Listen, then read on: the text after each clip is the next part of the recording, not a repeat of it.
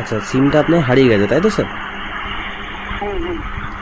তো সিমটা আপনি এখন কি বন্ধ করতে চাইছেন তাই তো স্যার? হ্যাঁ, বন্ধ করতে চাইছি। সিমটা এখন অন্য লোক ব্যবহার করছে, ঠিক আছে? ওকে, নাম্বারটা বলবেন স্যার? ফোন করছি, ফোন তুলছে। হ্যাঁ, নাম্বারটা বলবেন স্যার একটু? নাম্বার বলবো? হ্যাঁ, কোন নাম্বারটা হারিয়ে গেছে স্যার বলুন? 89। কি নামে আছে স্যার সিমটা?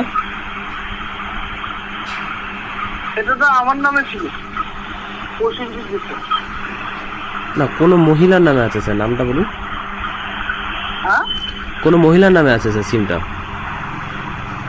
এবার এই সিমটা হচ্ছে এখন আমার হারিয়ে গেছে, অনেকদিন হয়েছে, ঠিক আছে?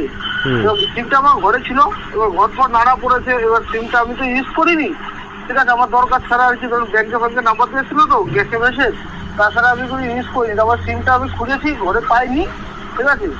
তারপরে অনেকদিন ধরে ট্রাই করছি, হচ্ছে না। তারপরে এখন ট্রাই করছি, সিমটা কেউ ব্যবহার করছে, ঠিক আছে? আমি ফোন করছি, ফোনটা তুলছে না, বুঝলেন তো? হ্যাঁ, বুঝতে পারছি স্যার আপনি যেটা বলতে চাইছেন, কিন্তু আমি বলছি যে যেহেতু আপনি অন্য অ্যাকাউন্টের ব্যাপারে জানতে চাইছেন, তো তার জন্য সিমটা কার নামে আছে এবং তার আধার কার্ডের লাস্টে 4টে নাম্বার বা তার বাবার নাম কি, এটা আপনাকে বলতে হবে। তো বলুন কার নামে আছে সিমটা? এবার সিমটা তো আমার নামে ছিল, ঠিক আছে?